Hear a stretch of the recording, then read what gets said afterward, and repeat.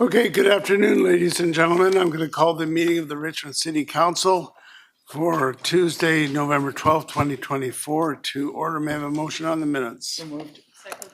Any discussion? All those in favor, opposed, carried. Madam Clerk, agenda additions and deletions. Thank you, Your Worship. We have one agenda deletion. This is item 28. It's on CNCL 15, and this is the non-agenda delegation. It's being removed as the presenter has withdrawn. And then we have one agenda correction, and this is for item 26. This is the updating Lemur program report on page CNCL 13. Recommendation 2 is being slightly reworded.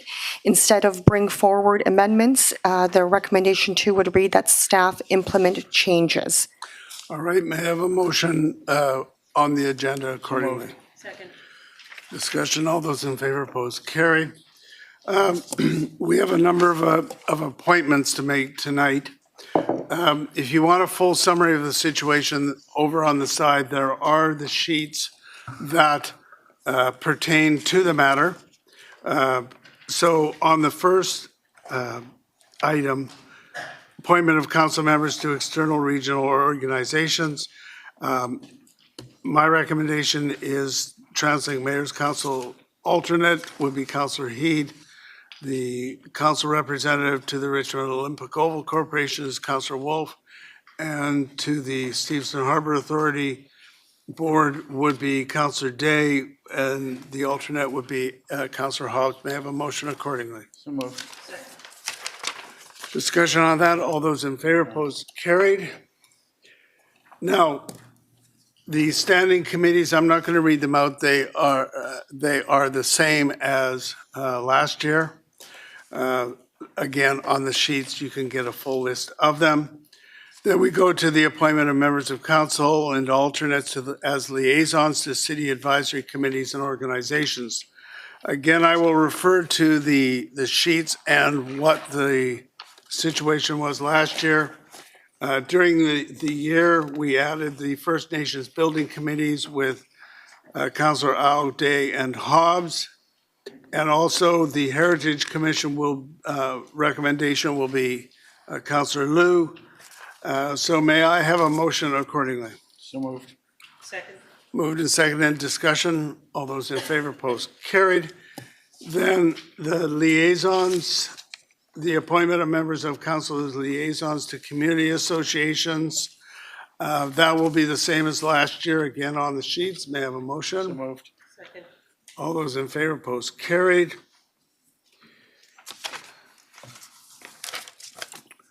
Then appointment of members of council as a liaison to various city groups. The only change there is the Museum Society Board recommending Councillor Au. May I have a motion accordingly? So moved.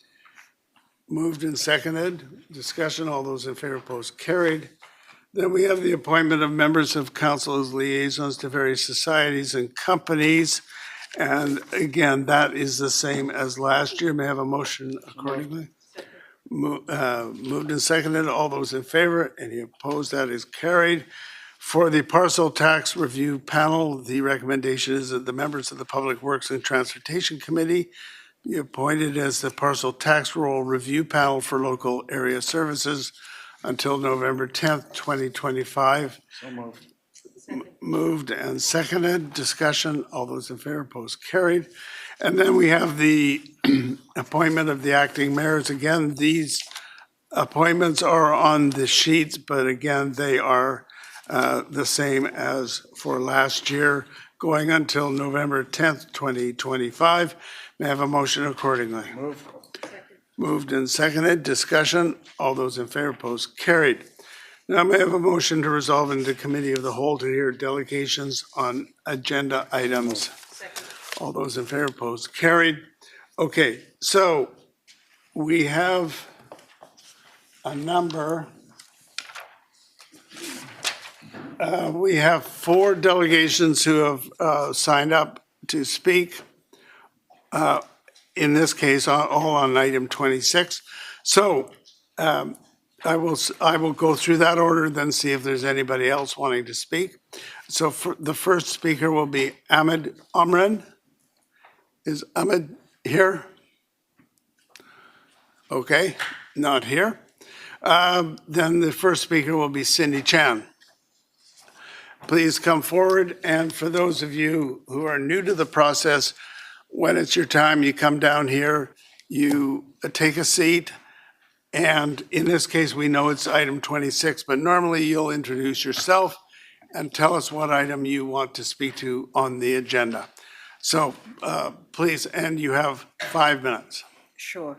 Hi, my name is Cindy Chen. I'm the president of Richmond Kiwanis Senior Citizens Housing Society. Mr. Mayor and councilors, thank you for allowing me to present our case in front of the council today. Richmond Kiwanis completed construction of 2 towers with 296 affordable units in 2015 and has since acquired 19 more units scattered in other private complexes. We're also going to manage another 79 units newly developed by Shape Living, partnered with Richmond Center within the next couple of months. We're also in the plans to build another 58 units currently in the development permit stage. So within the next 2 years or so, our society will be managing about 460 units and more than 700 residents in Richmond. Since the completion of our Kiwanis Towers, operating costs, including wages, building insurance, maintenance costs, have all gone up more than 35% in just a few years. And during that same period of time, the rents at Kiwanis Towers and most of our other units have gone up less than 10%.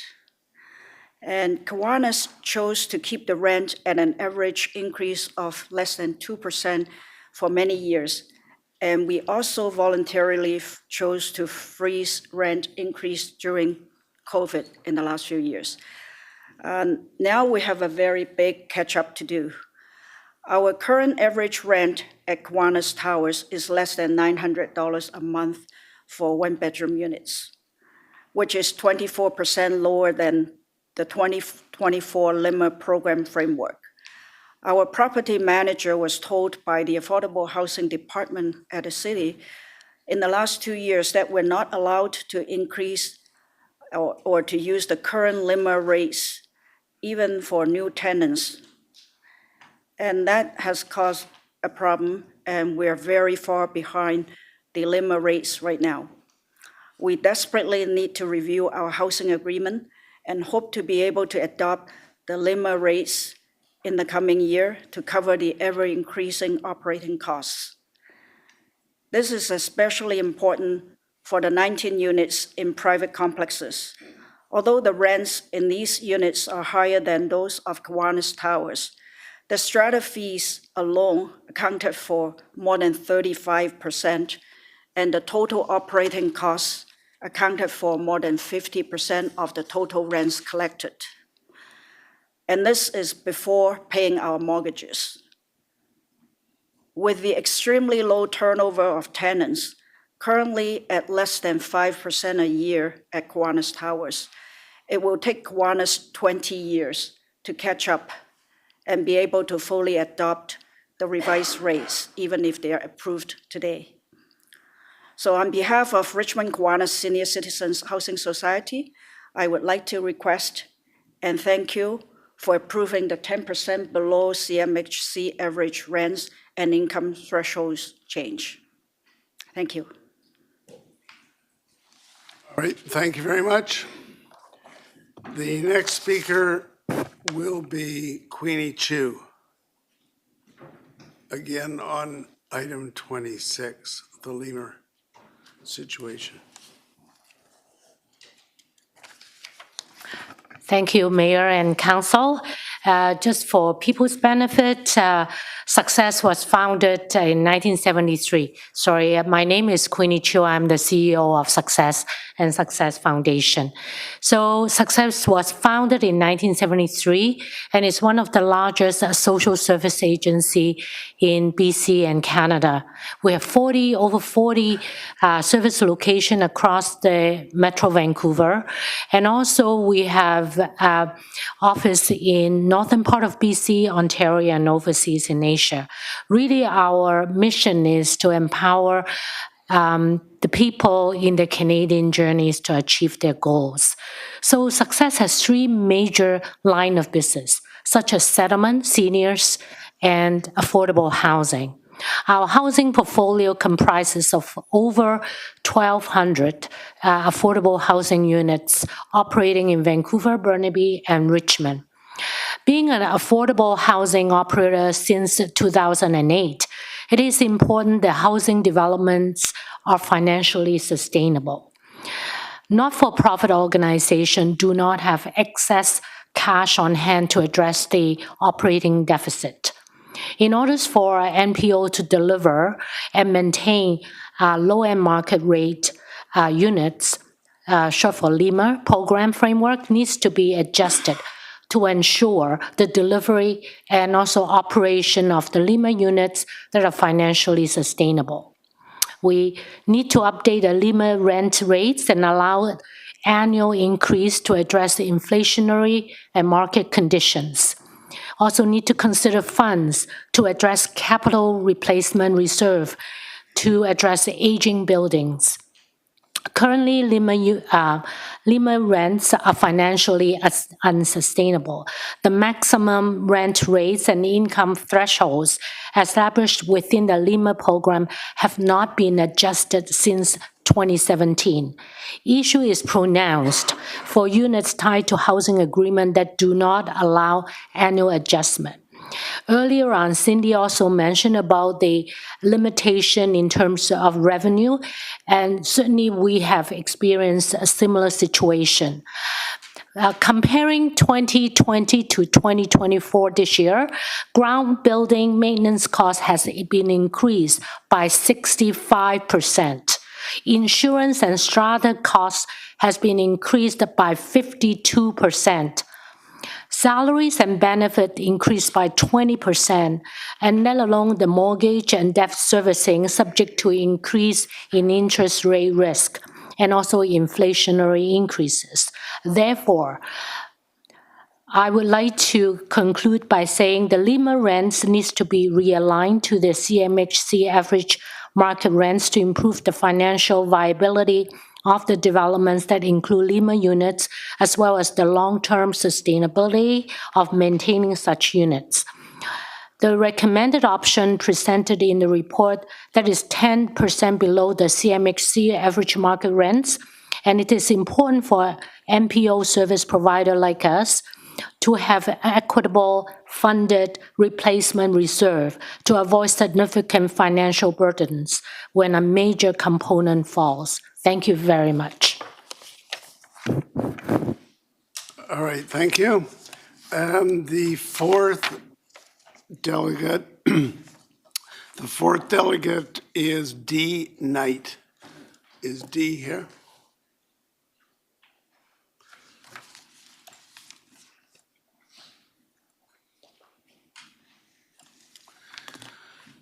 Yes, ma'am. Thank you very much.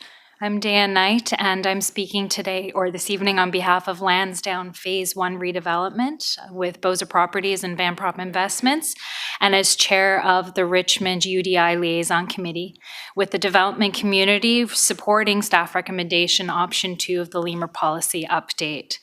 Since the LIMA rents were set in 2017, pre-COVID,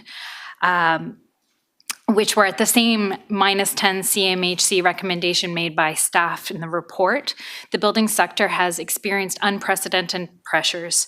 Rising construction costs, inflation, interest rates, limiting policy, massive increases in city and municipal fees, all hindering the ability of new housing to be built, and as a result, any form of affordable housing. Specifically, the housing starts have dropped dramatically by over 20% in the first half of 2024, according to CMHC, with 10,000 plus units in Metrovan not proceeding this year due to viability issues, meaning that they weren't able to meet the financing tests with these same cost increases in order to proceed.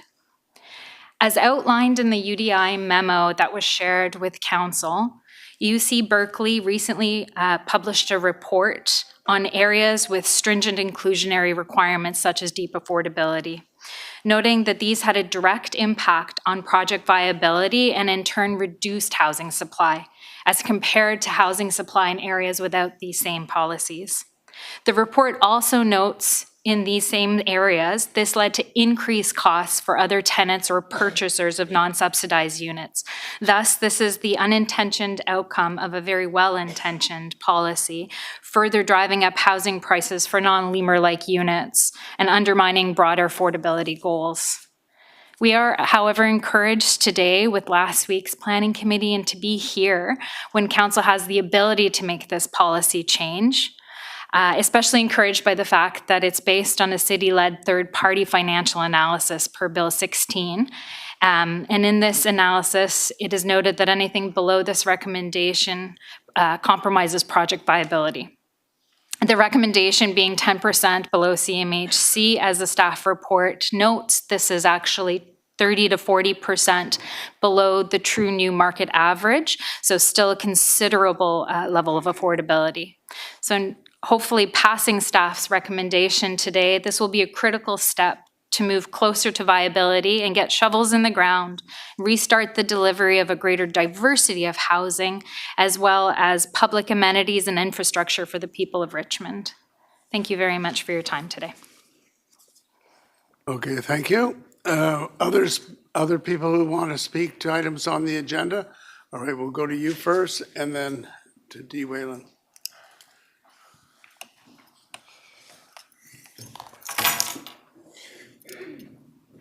Good evening, Mayor, Mr. Mayor, and councillors. My name is Kevin Krieger. I'm here today to speak to you about item number 16 on the agenda, the Railway Greenway lighting engagement results and next steps. 2 years ago, I came to this venue and I spoke to most of you about this issue.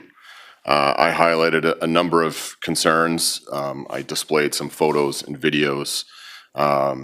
And here we are 2 years later, and it doesn't seem like we're going to be any further ahead today than we were 2 years ago. This is deeply troubling and concerning for me as a resident of Richmond and someone who utilizes the railway pathway, and someone who knows many other people that also utilize this transportation infrastructure to travel to various points throughout Richmond. Now, since then, the city has embarked on many infrastructure projects, including a bicycle pathway along Steveston Highway, a bicycle pathway along Number 2 Road, and a number of other similar projects where lighting is abundant.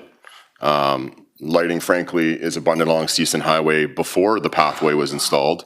However, miraculously, there seems to be new lighting on the Steveston Highway bicycle path to complement the abundant lighting that was already in place. Now, I don't recall seeing any correspondence go out to the residents along Steveston Highway to ask them how they felt about lighting along there, if there needed to be more lighting, what types of lighting there should be. I don't recall ever seeing those types of consultations. Why is that? Because seemingly it was a necessary infrastructure that was needed along that way, that pathway, to make sure that people were safe. And it's also frustrating for people who rely on this pathway along Railway Avenue, who have now been driven back into their vehicles. They can't use the infrastructure at night. Now, the recommendations that you received from the folks from the staff and the report that you received very clearly highlighted two options that were viable, neither of which is part of the recommendation you have before you today.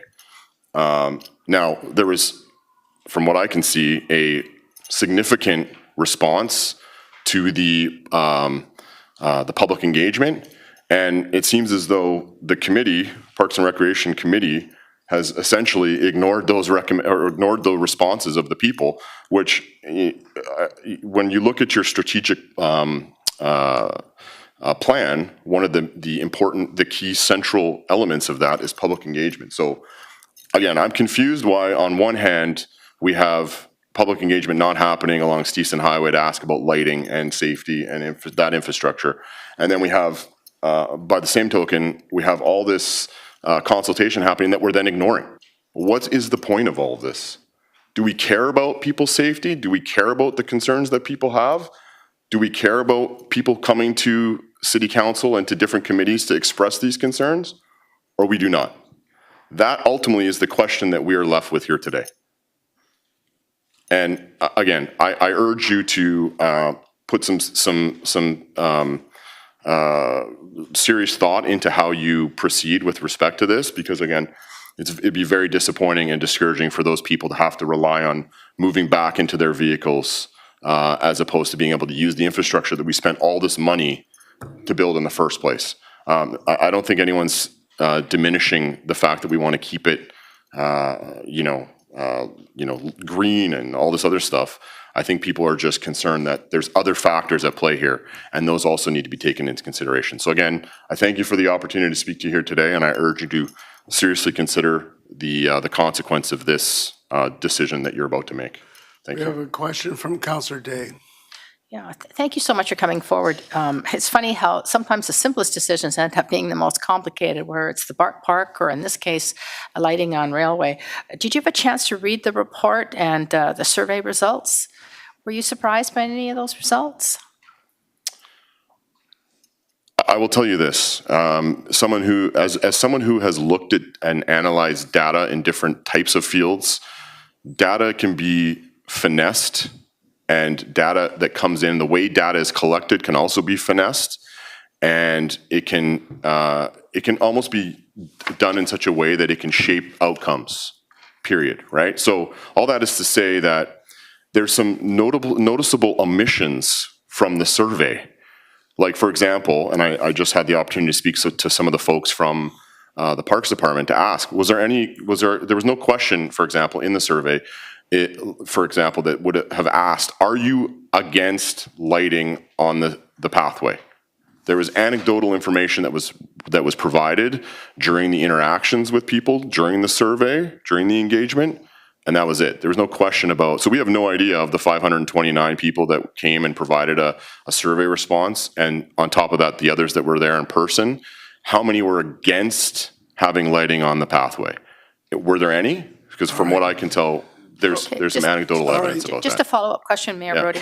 So you were saying that if there's no lighting on the railway pathway, that people will go back into their cars, they won't ride their bikes or scooters or whatever. But isn't it true, because this is what we heard at I'm not on Parks and Rec Committee meetings, so I couldn't vote, but I was there to hear the arguments, and what we heard loud and clear was that the railway has a bike path that is well lit. Is there a question? Is it not true that that bikes use the railway pathway the railway bike lane on railway as opposed to the pathway, especially at night?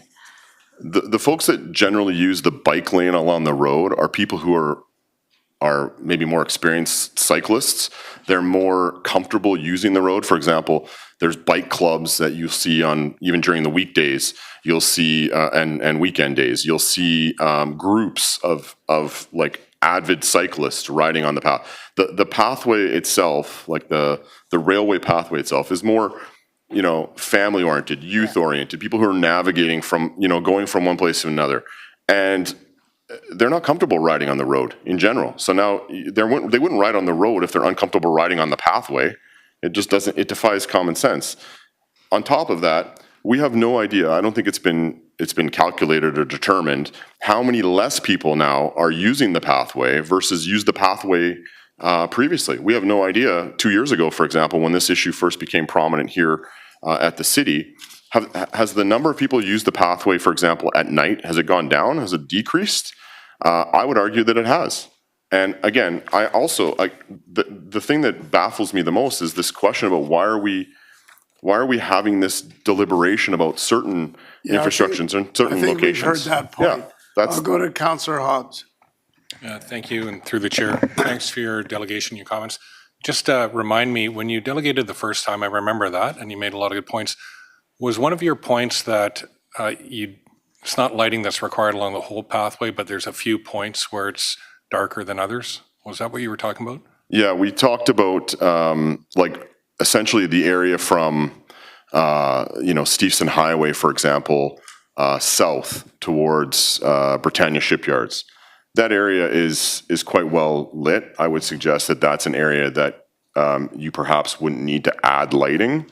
But there's I would say a large majority of the remainder of the pathway from Steveston north towards, Westminster Highway would require some type of lighting to improve safety along that area. Okay, thank you. All right. Councillor Glanders.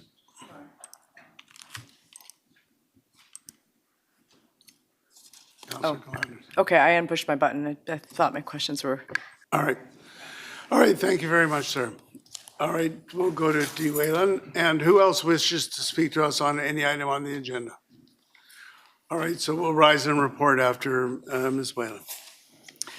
Hi, my name is Deirdre Whalen. I'm a longtime Richmond resident, and I'm here on behalf of the Richmond Poverty Reduction Coalition. I want to bring us back to item number 26, the LEMA review. Just to refresh your memory, the RPRC is a coalition of 12 local organizations representing thousands of people that are low-income Richmond residents, and we need secure, reliable, and affordable rental housing. We never did think that LEMA was meant for really low-income people. We do understand that it's low-end market rental, and we're satisfied with the progress that has been made in a short period of time, and we look forward to the appointment of a third party and that would administer the LEMA program. We're still looking forward to a LEMA registry and a waiting list. And we're very pleased that the city has created a separate housing department. We're a big city and it's time, and I'm very, very glad that we've done that. We believe this is a positive step forward for affordable and non-market housing in Richmond. We discussed the LEMA review at our meeting just last Thursday, and if you didn't get the letter in time, it's because I got it in on Friday. But the consensus was that we would accept the results of the review and the recommendation to increase the LEMA rates and the income thresholds under option 2. We're particularly struck by the number of LEMA units that are approved but not yet under construction, like they're in the hopper. 895 units out of the ones that are already tenanted. There's 500 or so compared to the number of units built and occupied, 546. And I came to the planning meeting on last week and heard from the Lansdowne representative and also from Success and now from Kiwanis as well. And it's very clear that both operators and developers are not able to make this a viable solution with the rates that they have been having to work under. So we understand that with the rise in cost of building and operations, neither developers nor operators are willing to participate in the program under the old rates. With rental rate increases, we hope that this can open up all of those approved but not yet built units, and we can get them built and tenanted. We do need more supply, and this is below market. It's only 10% below, but it's a good start. So I just wanted to let you know that we revisited our 2022 LEMA rent campaign. We started in July 2022. We came back in 2023. We came back at Christmas the same year, and we came back again earlier this year. We had asked the city to actively pursue and secure federal, provincial, and any other sources of funding. We asked for a full LEMA review and to develop a registry and a wait list. And we asked to have some kind of a target to reduce the number of Richmond residents that are on the BC housing waiting list by 50% by the time the new affordable housing strategy would be up for renewal. So we see in the review that the city is working with different levels of government to secure funding. Check. This RPRC is also satisfied that we'll still continue to work on establishing a registry and a wait list. And I guess it remains to be seen whether we can produce enough units to reduce the wait list. But we really appreciate that you've listened to us. You've heard our concerns, and we're here to work with you to continue making this program more transparent and more accountable. So thank you. Thank you. Did I hear there was someone else wanting to delegate? Okay, we'll go to you as the last delegation.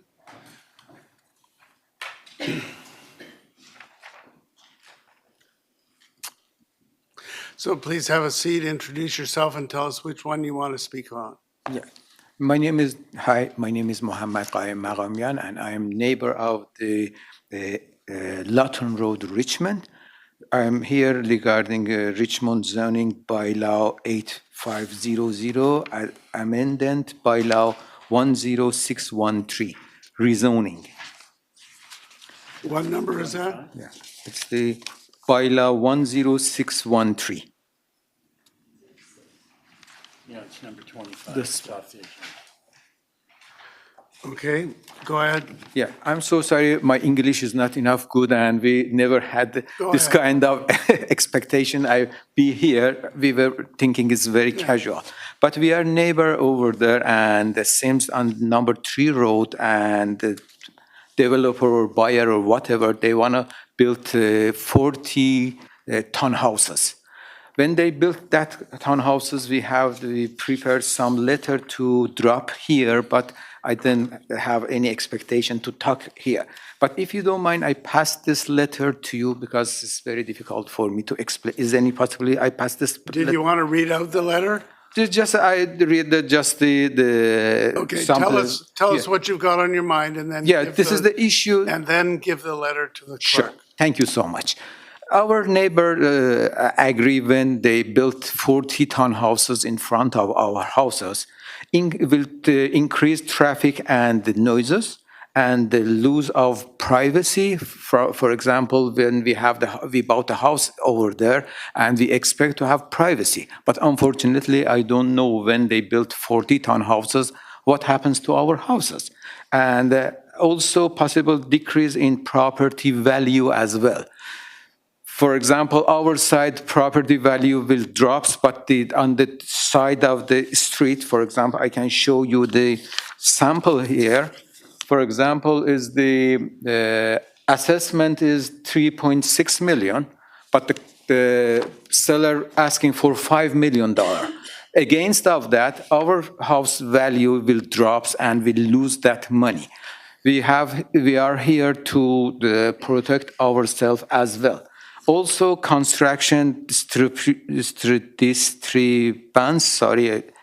parking shortage, and the risk of rodent, and so many safety issue as well. I'm not able to explain what will happen. You know much more than me what will happen over there, but 40 townhouses in front of my house, I believe is not acceptable. Okay. All right. May I drop the letter? If the clerk could go get the letter. Yes, and we've got a question from Councillor Day. Pardon me? Please have a seat. There's a question from Councillor Day. Hi, how are you? Very good. Thank you very much for coming forward. So if I'm to understand, you're on Lawton Road, which is directly east of the townhouse complexes? That's right, yes. Okay, and so you're concerned about lack of privacy.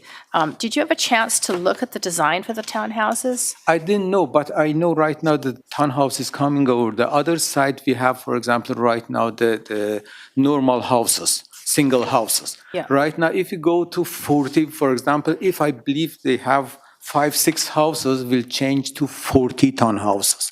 40 townhouses, I believe, is too much house, too much population over there. And we never had that explanation. When we bought here, we had explained, okay, other side is the similar houses.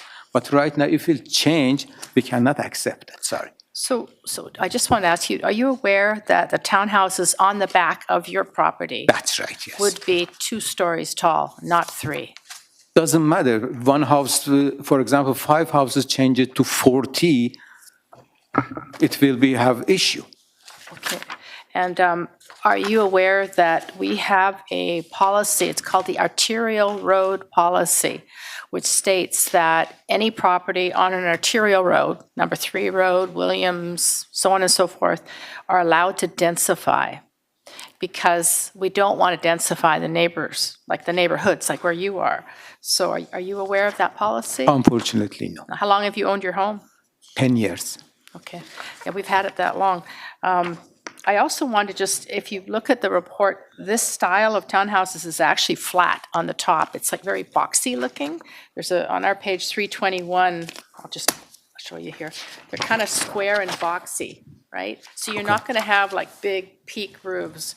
You're going to have just shorter townhouses on the other side of the fence. But however, it's beauty of house and the privacy, and also, for example, I don't know the sun shade, it happens for us or not, but we prefer have the same kind of house other side and neighbor.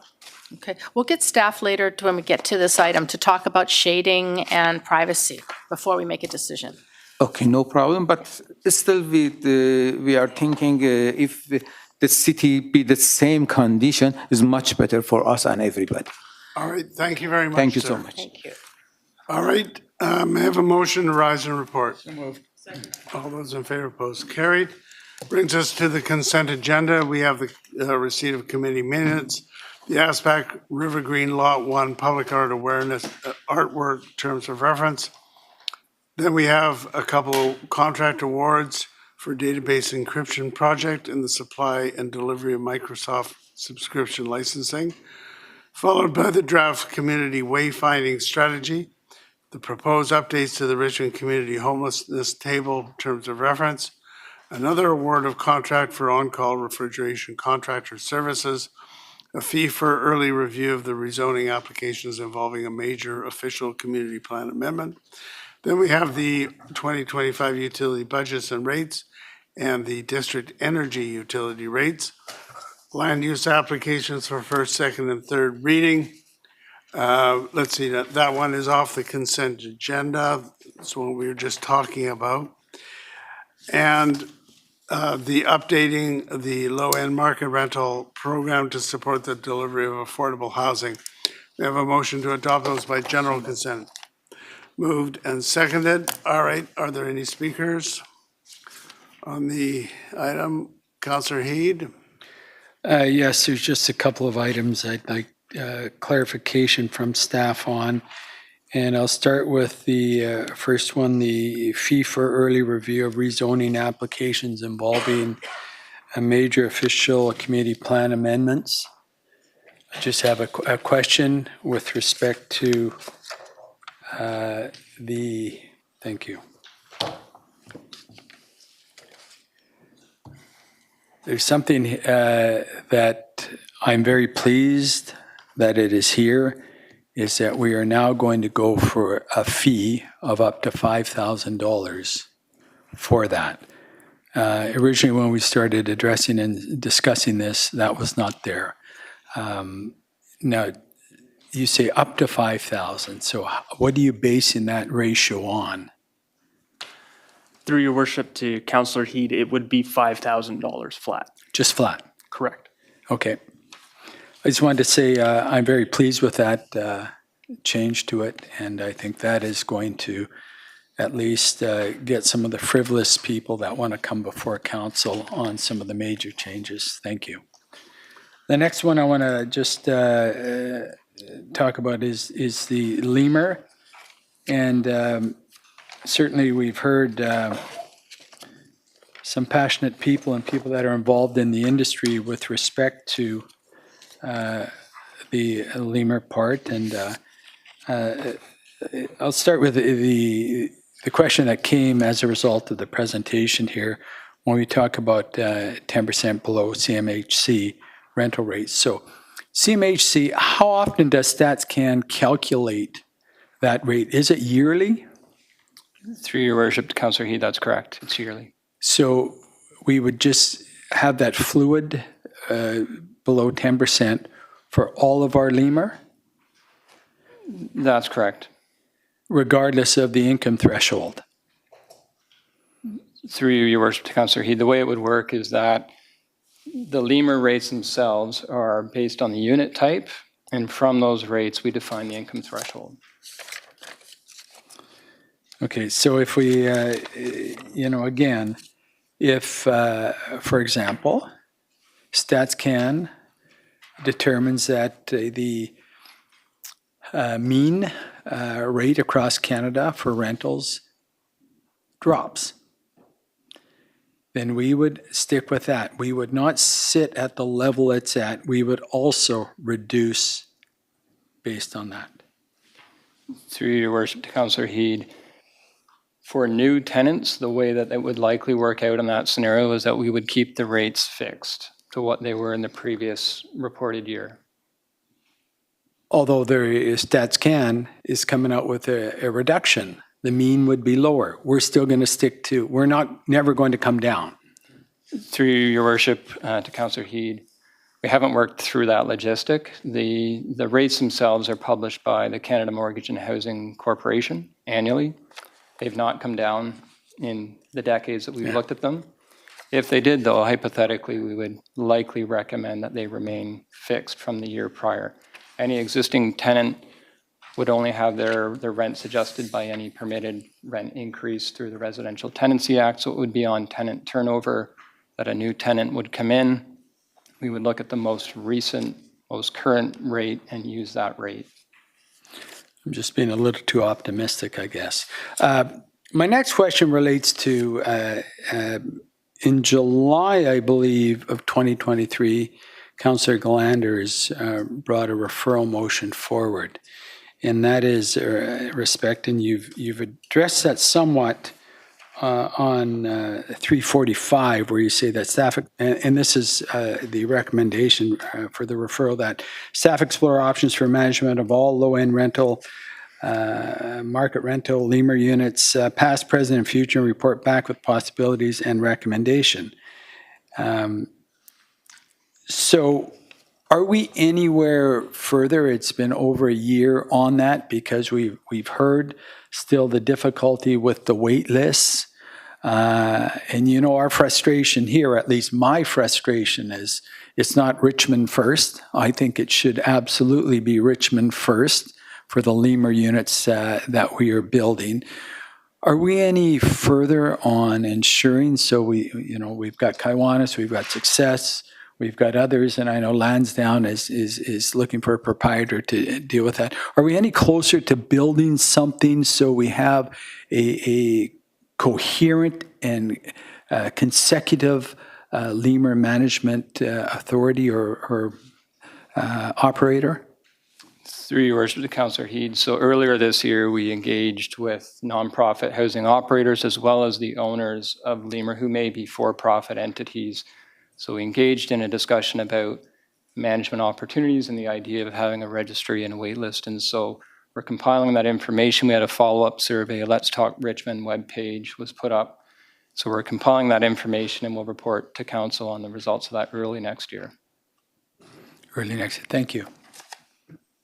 Okay, next is Councillor McNulty. Yeah, thank you, Worship. I'll be supporting everything on the consent agenda. I do want to follow up on my colleague here and I'll be supporting the low-end market rental. We have a crisis right now, and I think our delegation has showed us we've got a crisis. So it impairs us to pass this tonight and follow what we can. You mentioned to Councillor Heed, will we be evaluating this on a yearly basis ourselves, regardless of what CMHC does?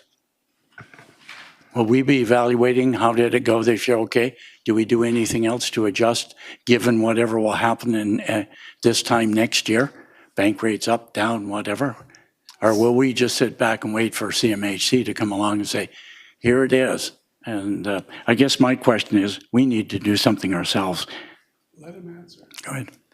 Through your worship to Councillor McNulty. So CMHC publishes the information annually. We'll certainly keep our eye on it, especially for some of the feedback that Councillor Heed has offered as to whether or not the rates change in a negative space. I think the proof for council will be in whether or not you see existing lemur unit owners coming forward to ask for amendments to their housing agreements. I think that's going to be partly reflective of the level of interest in taking the city up on any potential rate changes. Okay. I don't think they will come down, but I hope that staff will keep us informed.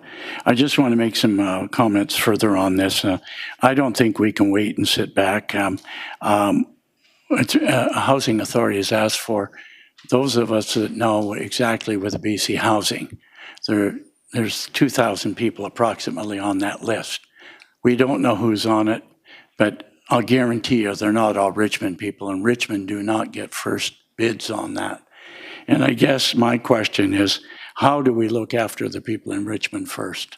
And I like the word Richmond first. We can't wait for that. And not only compounding on that, there are 30,000 people coming into the Lower Mainland annually, okay? And they're looking for housing. So I think that housing registry is going to be something that we need to formally set up, and maybe council members can look at that when we are at committee. Anyhow, thank you for that. The other item is regarding the updates on the Richmond homeless. My question again, and we're at a crisis, just like what we saw on Abbotsford Remembrance Day, just like what we crossed there. I have a question. What are we doing now to address the homelessness specifically, and what are our requests to other levels of government?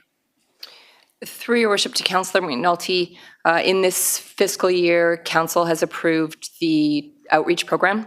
So we now have 2 homelessness outreach workers who are out supporting individuals in our community who are experiencing homelessness or unsheltered, to access resources, to facilitate housing applications and hopefully secure affordable and appropriate housing for them. Council has also approved funding for 4 additional bylaw officers to support the bylaws that intersect with issues relating to homelessness.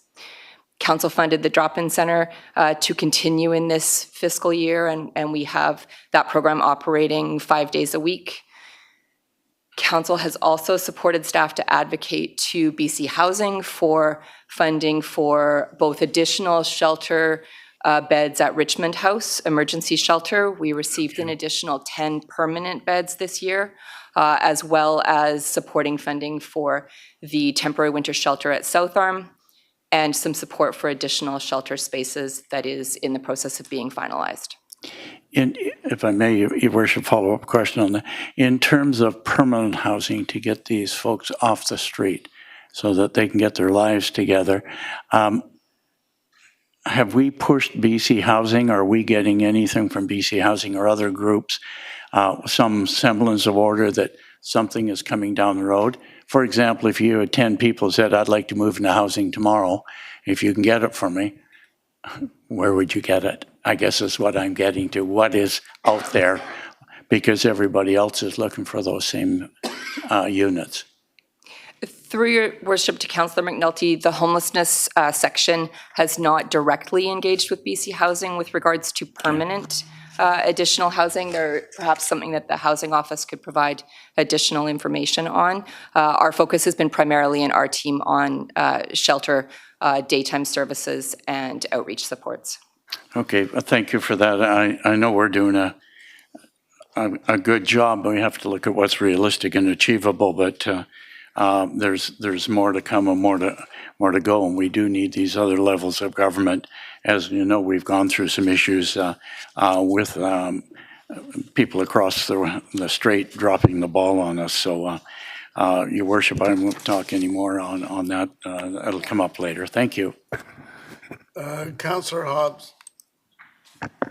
Thank you, and through the chair, I'll be supporting everything on the consent agenda, and I'll just make a comment about one, and that's the lemur one, number 26 on the agenda.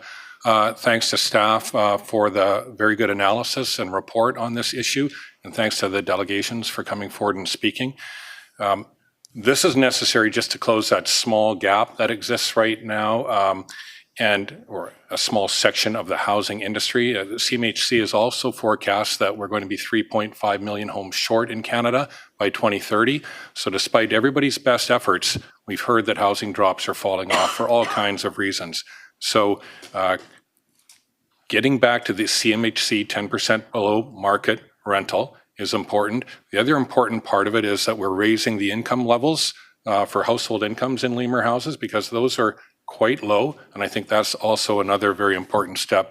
So overall, I think we're just facing a reality here. And the fact is, with projects being put on hold and not going forward, if you want any kind of housing, including lemur, they have to become more viable economically. And so we want more lemur, we want more housing. This is one small step to help. So thank you very much. Councillor Day. Thank you very much, Mayor Brody. Well, it's a really stacked agenda tonight, I must say. They're covering a lot of things. Number 15 is the Aspect River Lot artwork terms of reference. Believe it or not, this development is so big that we're going to get a $325,000 piece of public art. All that I ask is that this art be timeless and not just, a blob with a hole through the middle. Let's try to reflect the history of Richmond. Let's try to reflect the character of Richmond and really create something timeless that we can enjoy for multiple generations. Moving along. Number 20 is the updates to the community homeless plan. I have a question of staff. I know that the winter shelters are going to be opening up very soon. Can you tell the public when they open and how long that those winter shelters will be open till? Through your worship to Councillor Day, we're able to announce one of those confirmed opportunities this evening. The Progressive Housing Society will be operating the temporary winter shelter at South Arm Outdoor Pool Building. That facility opened on Sunday night for the first evening of this season and will be operational until mid-April 2025. There is also discussions in the works for the opening of a second temporary winter shelter in the very near future. There's some contracts that still need to be finalized.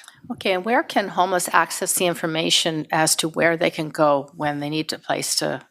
Through your worship to Councillor Day, we have just recently circulated some updated information with regards to supports for individuals who may be sheltering outside or experiencing homelessness. So front desk staff here at City Hall, front desk staff at all of our community centers and libraries will very soon have access to that information. I will preface that by saying it was circulated on Friday. The drop-in center at Brick House Pavilion is also an excellent source of information, as well as the Richmond community pop-ups that take place on a monthly basis at the Brick House branch of the library. Is it possible for the first responders, police or fire, or even paramedics that do attend to people in crisis to have like a little card or something they could hand out with kind of a cheat sheet of where to go? Through your worship to Councillor Day, we do have a small Richmond information card. It's about the size of four sides of a business card that includes both resource and referral programs, emergency and crisis services, and does include the information with regards to the drop-in center, which is our most consistent resource of information for individuals experiencing homelessness. Okay, kind of jumping ahead to Lemur for a second. There's a big sign up in front of number 2 in Blundell. I think it's called Rosewood, that big townhouse complex, and it's going to be up for redevelopment. Do you know how many units we have and what we're shooting for with BC Housing on that site? Through your worship to Councillor Day, I'm not sure if development applications or the housing office would be in a better position to answer that question. Sorry about that. It's kind of tying the two together here. Sorry, through your worship to Councillor Day, the Rosewood development, there's currently, I believe, 138 townhouse units on the site, and they're proposing approximately 850 units with the redevelopment. Are we working really hard and fast on that one? Because that sounds like a real win-win situation for everybody. Yes, through your worship, this, as a 100% rental project, this project would be fast-tracked through our process. So every time there's a revision or resubmission, it goes to the top of the pile. So we are working as hard as we can to bring it forward as quickly as possible. What does fast track look like? Please just Can't say. stick to Well, the just real curious. questions. Okay. Number 22 is fees for rezoning applications. I think it's important that we stay current on our fees so that we are covering our costs. Number 25 is the utility budget and rates. I'm sure a lot of homeowners are going to get a sticker shock when they see what they're going to be paying, but the City of Richmond can only control so much, and I won't go into details about it, but if you read the report, you can see that a lot of this is out of our hands, and Metro Vancouver hands those charges down, and we don't have a lot of choice. And when it comes to number 26, popular item tonight is the low-end market rental. The last thing I wanted to do was to raise the rent on affordable housing units. But if we don't, we won't get any more. So we really don't have a choice. And by doing this, we can encourage more developers and builders to build lemur housing into their plans from the start. Thank you very much. Councillor Liu. Thank you, Worship. I too will be supporting everything on tonight's consent agenda. I just wanted to make a couple comments on our 2025 utility budgets and rates. Just a minute, that's off the consent. Oh, you did pull it off. Okay, thanks. It's I'll off. talk about it after then. All right, so let's call the question then on the consent agenda. All those in favor? Any opposed? That is carried. There are 3 items that have been pulled off the consent agenda. One is number 16, which is railway lighting. Number 23, which is the utility budget. Number 25, which is number 3 road. So we'll go to number 16 first. And that comes from the Parks, Recreation, Cultural Services Committee. The chair is Councillor Al. Councillor Al. Mr. Worship, I would like to move the recommendation on the agenda, which is that option 3, status quo, continue to monitor conditions and community needs as outlined in the staff report titled Railway Greenway Lighting, Engagement Results and Next Steps, dated September 26, 2024, from the Director, Park Services, be endorsed. And number 2, the staff examine the feasibility and cost implications of ambient lighting in dark areas along the Railway Greenway and report back. Is that seconded? So it's moved and seconded. Yeah, I just want to Go make a ahead. few comments. So this topic was being introduced as a result of the presentation or a petition being made by residents. And originally, there was a petition with 56 signatures. And out of that petition, staff conducted a survey and other consultations to solicit opinions and feedback from the residents. And I would say that it was a very well-received survey. Responses was very great. We have over 529 people responded. And overwhelmingly, the favor was to have lighting on the Greenway. And of course, it's understandable because it will improve the accessibility, visibility, and safety. And looking further into the survey results, then we can see that there's, in some areas, there are different opinions, or we can say that the opinions are split. For example, under option 1, staff mentioned that respondents were divided in terms of preference for continuous versus intermittent lighting, and functional and ambient lighting. So that's some of the details that we found in the survey. And there was a very detailed discussion in this Parks and Recreation Committee. I think there was a recognition that we need to have some improvement of lightings along the Greenway. However, there are other considerations such as the cost, and whether or not we need the lighting all along the whole area. And it was even mentioned that some people raised the question of light contamination. So at the end of the discussion, we came to some kind of conclusion that at this point, maybe we should not do something at this point. However, we should monitor the situation in the sense that perhaps there are areas that would require more lighting, but not the whole Greenway. And also in terms of the pole lighting or the ambient lighting, again, there could be further exploration about the options. So I have to emphasize that we are not talking about not to do anything at all. The consensus was to go with the monitoring of the situation and to find out more about the options that we can have, and also the cost. So part 2 of the motion was actually talking about staff to go forward to examine the feasibility and implications of the ambient lighting in the dark areas and report back. All right. Councillor Hobbs. Thanks, and through the chair, yeah, we did have a good discussion at Parks. I won't be supporting the motion before us tonight, even though the conversation at Parks ended up with this motion before us tonight, for 2 reasons. One, it talks about the status quo, which I don't agree is good enough. Secondly, it talks about investigating ambient lighting, and I don't think ambient lighting is good enough. My understanding of ambient lighting through various experiences is that it's fairly diffused lighting, and it's typically, in a bollard or something like 3 or 4 feet off the ground, and I don't think that's required. My key consideration in all of this is public safety and, crime prevention. So it's not a matter of having calls that have happened along the Greenway. It's a matter of taking action to prevent things that might occur in areas that are too dark. And I think that in doing that, we can balance the other considerations about light intrusion as far as neighbors go and the wildlife considerations. But I have to emphasize my major concern here is public safety and people on the pathway. And I will just make a brief comment about a bike journey I made on Friday night. I decided to go check it out between 8:30 and 10 o'clock last Friday, pouring rain, really dark, so it was dark out. And I have to say, I went northbound from Houma School to Westminster Highway and then southbound all the way back. And without belaboring the point, there definitely are, in my opinion, at least 4 areas that could really benefit from sufficient lighting, not ambient lighting. I'm talking about like the poles that are on the new MUP on Stevenson Highway. They're not as high as street lights.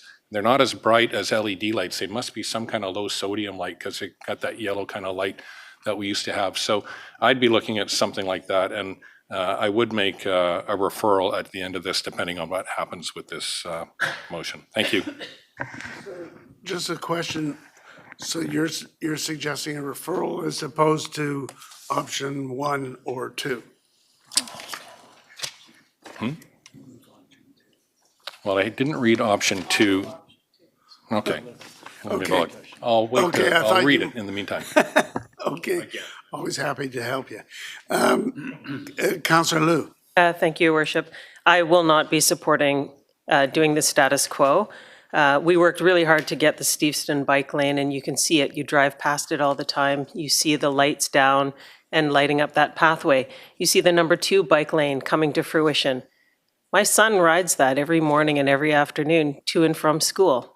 We came here to council, or I had to come early for an earlier meeting. I came at 20 after 5. It was dark already.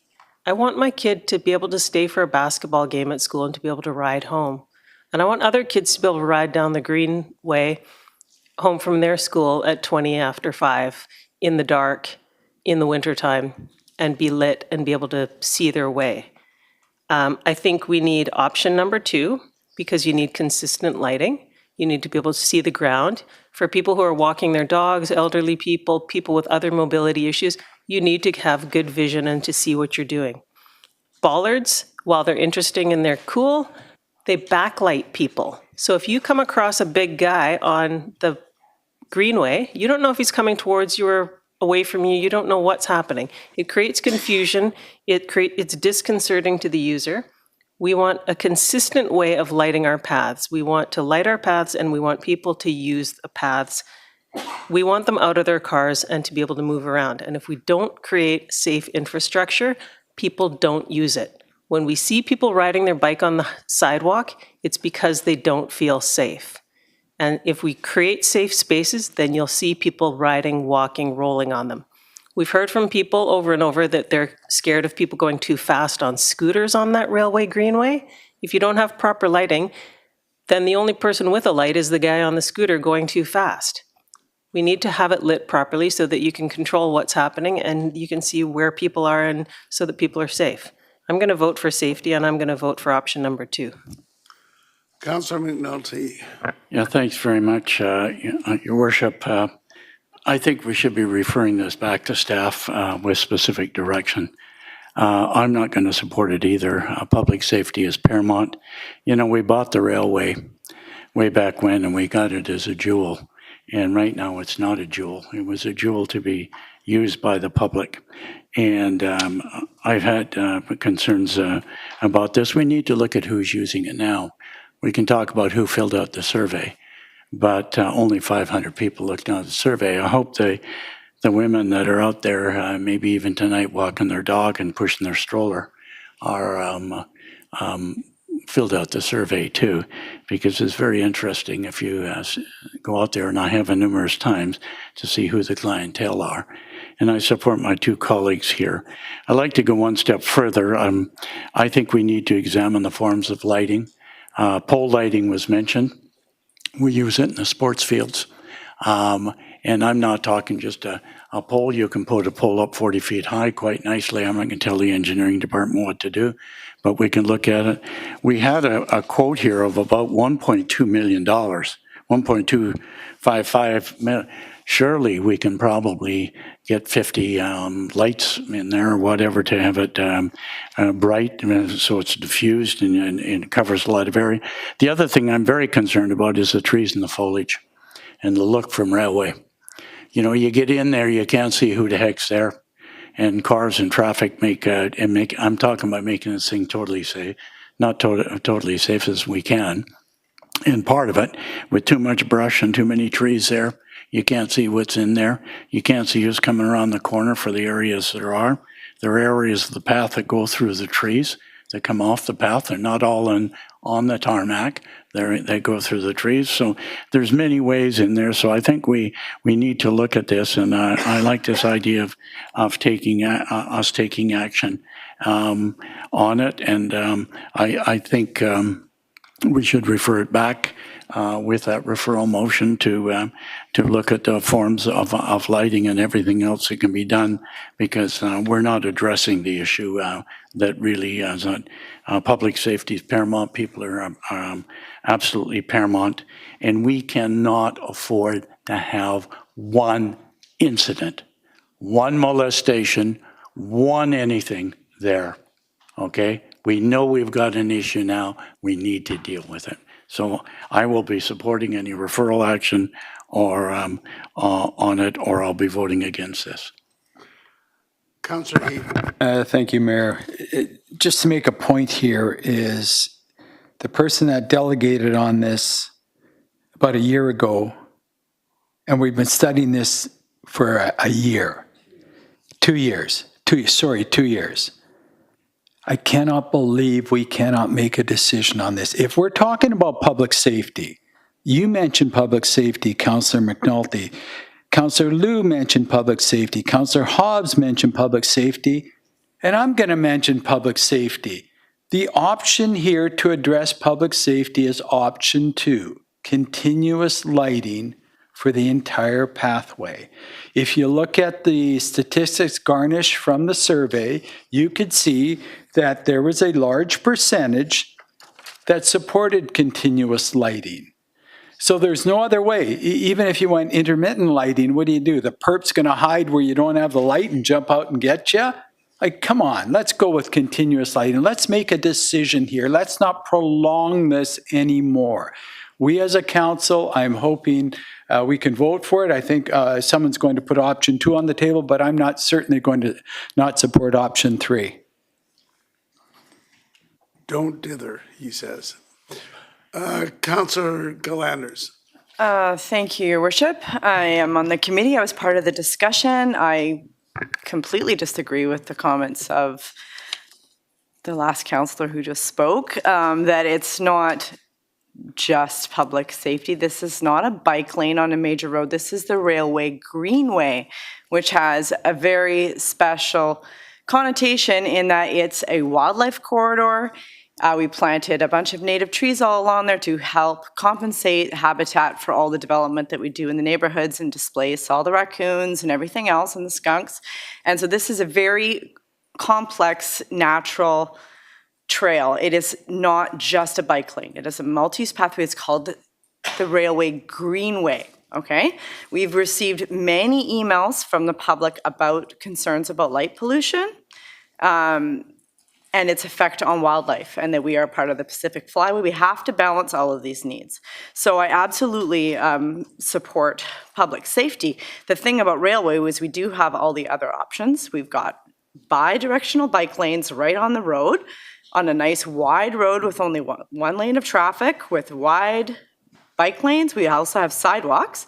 And then in those areas where the Railway Greenway goes to the west, we don't just have the Railway Greenway in that dark section, but we have a section going through the deciduous trees right beside the sidewalk. It's completely lit up from the street lights. So I use the Railway Greenway. I use it at night. I appreciate the light that's already on it. I agree with Councillor Hobbs completely that there are 3 sections where it goes to the west. If people want to stay on the wider Greenway path and not use the gravel path, which is perfectly lit up, or not use the sidewalk, or not use the bike lane, that sure, having some lighting there too would also be nice.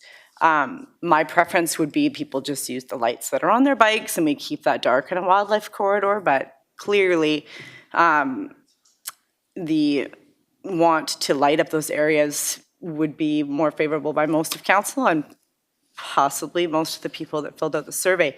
The difference between this process and the process for Steveston Highway, the Steveston Highway Multi-Use Pathway is a TransLink project, and to get TransLink funding, which paid for half of it, we had to have it built to a certain standard because it's a major transportation corridor going through the tunnel and everything else. It's not the same as our Railway Greenway path. So we are able to do a different process for that and do what works for Richmond residents and what works for what we intended for that, which is a greenway. So having the least intrusive lighting possible is very important to maintain what the greenway was intended to be. It is not a big thoroughfare bike lane. It is a greenway. So the only options that staff came back with were to do continuous lighting to the tune of 1.255 million or 1.566 million. I use the greenway. It's perfectly adequately lit until you get to those 3 and 4 sections, I guess, if you go north of Granville, where it is too dark to comfortably use. And so that's why the motion is, let's keep monitoring, because we also said if we're going to spend $1.5 million, we don't even know how many people are using this in the evening time. Let's monitor it and see how many people are using it, and let's do the referral motion to look at lighting just the 4 dark areas. So there already is a referral in motion here.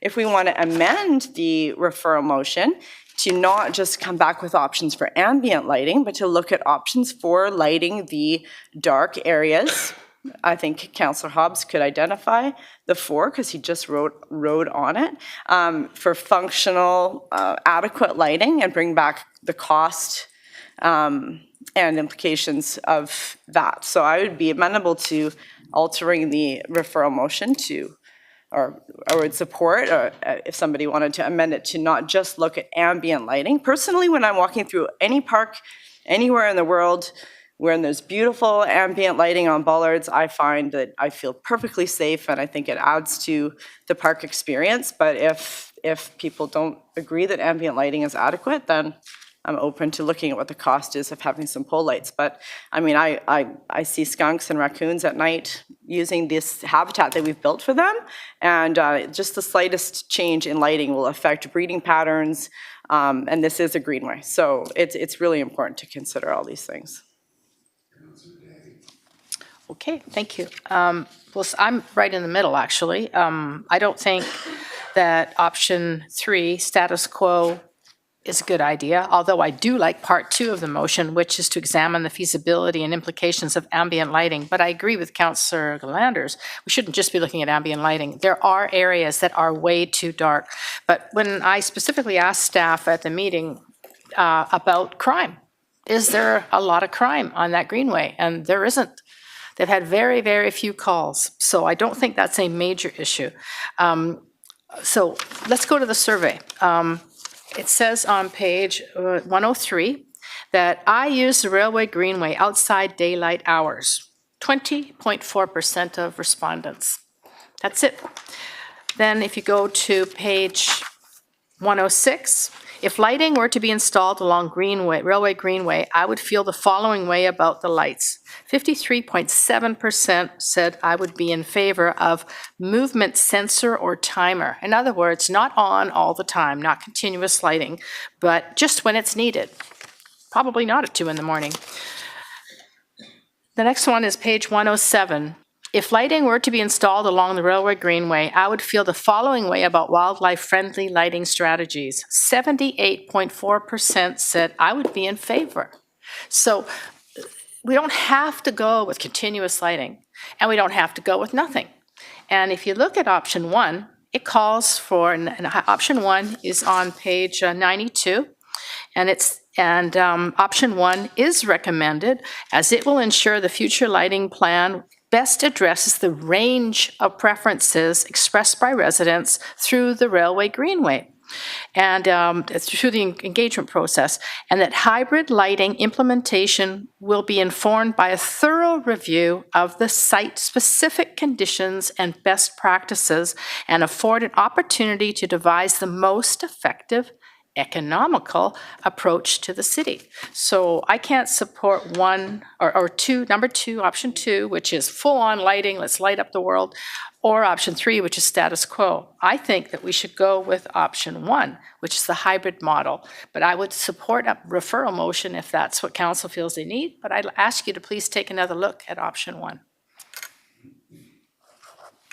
Okay, we'll go to Councillor Wolf, then we'll come back to Councillor Hobbs.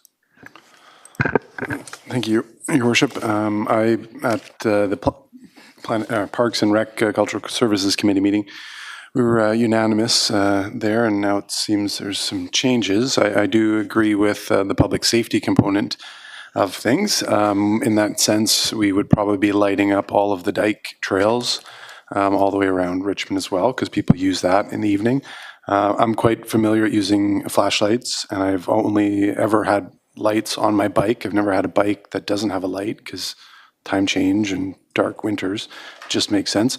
My kids, when they will be riding their bikes, we use well-lit areas. There's parking lots to learn. There's other well-lit multi-use pathways. There's road adjacent bike trails. And I understand some of the calls for public safety in this region, but there's a number of statements that the staff were able to garner from doing the survey on some of the negative aspects of this. Some of those such things include impacts on adjacent residents. There would be complaints and concerns of residents losing their privacy, having people stopping, talking, doing things because it's lit up. You can be there.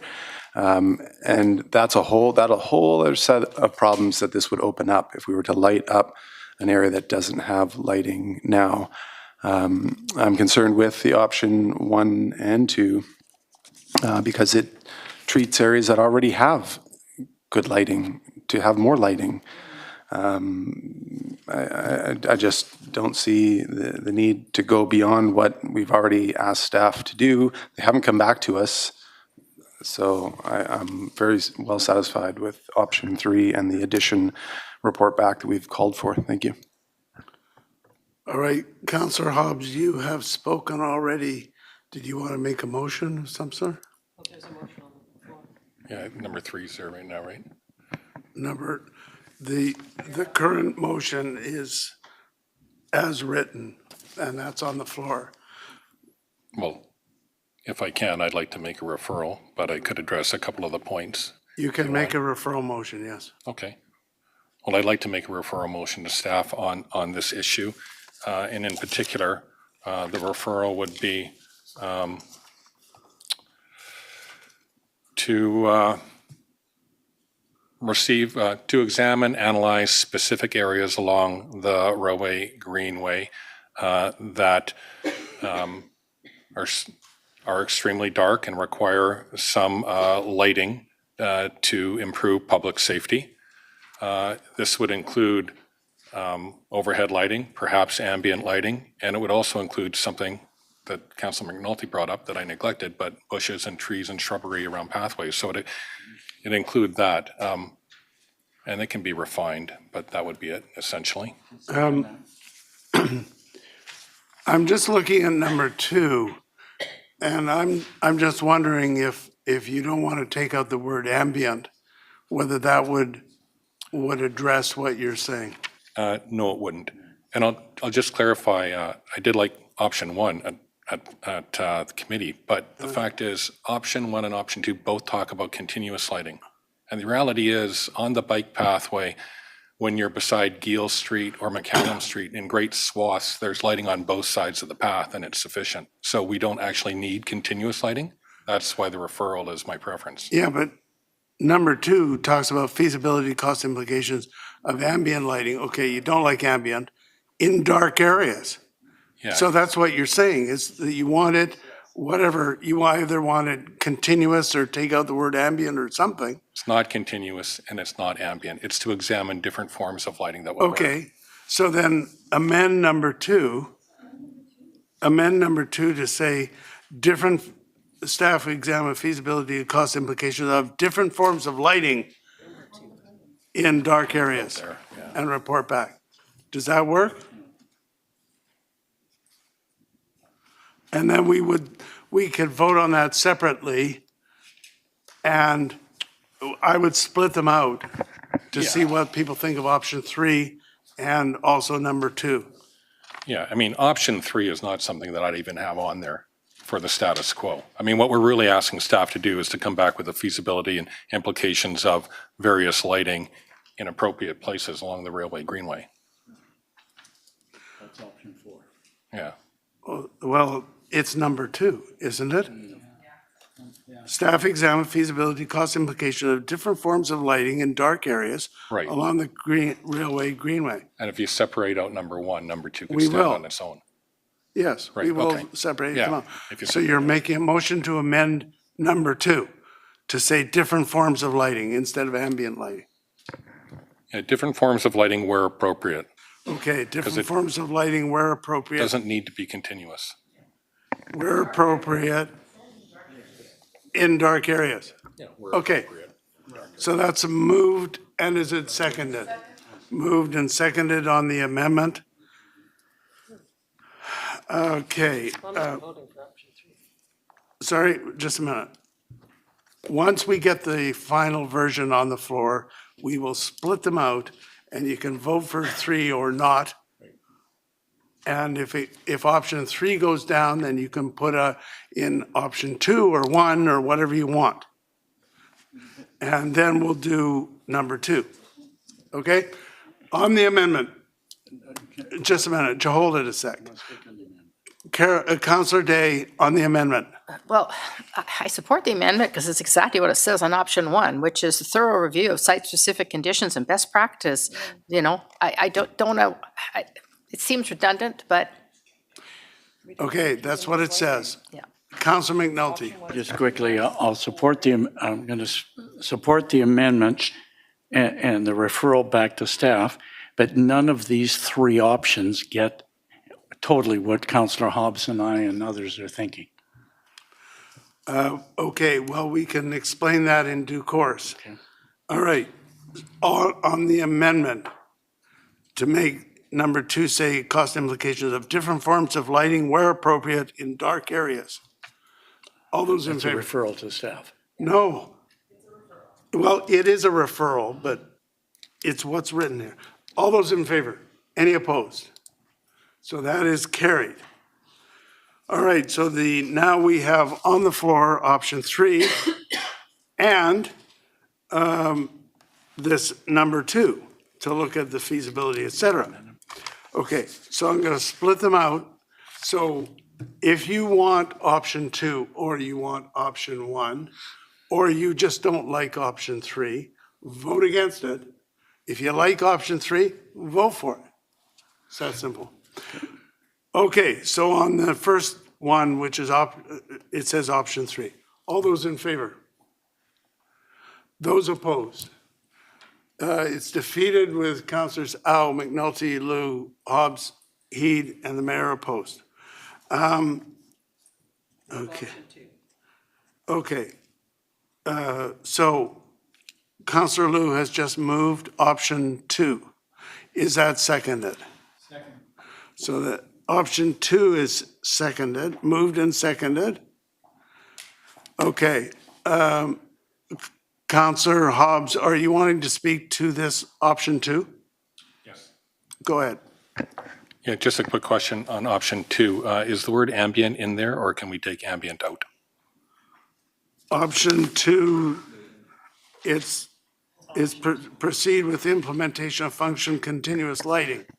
So that's all it is, as explained on page 92. Now, we still have the second part to vote on, this examining the feasibility of different forms of lighting, et cetera. Okay? Councillor Galanders.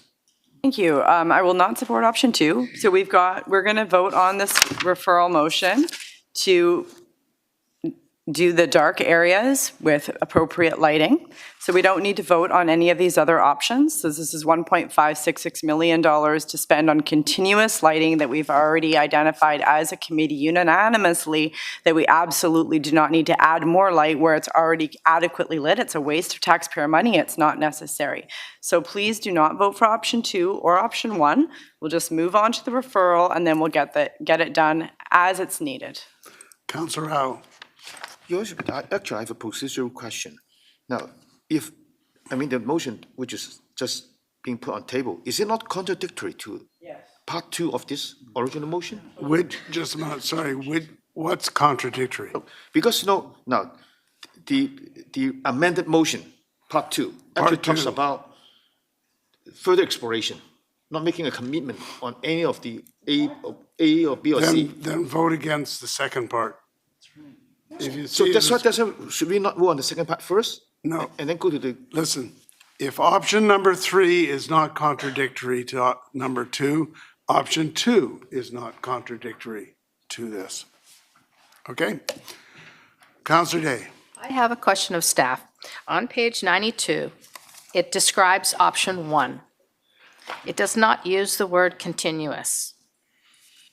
Can you please tell me, it says a thorough review of site-specific conditions and best practices to devise the most effective economical approach for the city.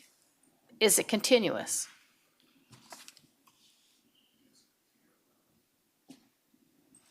Go ahead. To your worship, to Councillor Day, the way we've analyzed option 1 was based on our analysis of the public engagement result that shows a mixed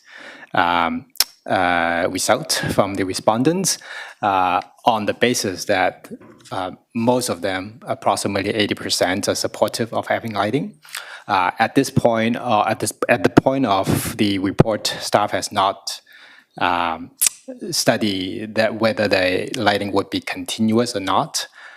In option 1, what we're saying is we will devise a hybrid lighting implementation plan and come back to council. On this hybrid plan, we will study where the lighting is needed, whether that to be in a functional form, a type of lighting, or ambient form of lighting. Yeah, so further to that, on page 91, under option 1, it says that the respondents were divided in terms of preferences for continuous lighting, 57.3%. So the way I read this, so tell me if I'm wrong, this does not guarantee, option 1 does not guarantee continuous lighting. It guarantees there'll be an option for lighting everywhere, but it'll be a hybrid model and lighting will be put where it's needed. To your worship, to Councillor Day, that's correct. Okay, well, so then I won't vote for option 2 because it is continuous, and it's not recommended by staff, and it's a whack of money. So I can't support number 2. I could live with number 3, but I will be making a motion after this is defeated, hopefully, for option 1, which gives us the best variety.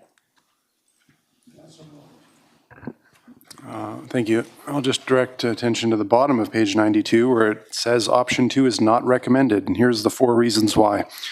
It would fail to address the range of preferences expressed by the residents. It would restrict opportunity for modifications based on a thorough review of site-specific conditions.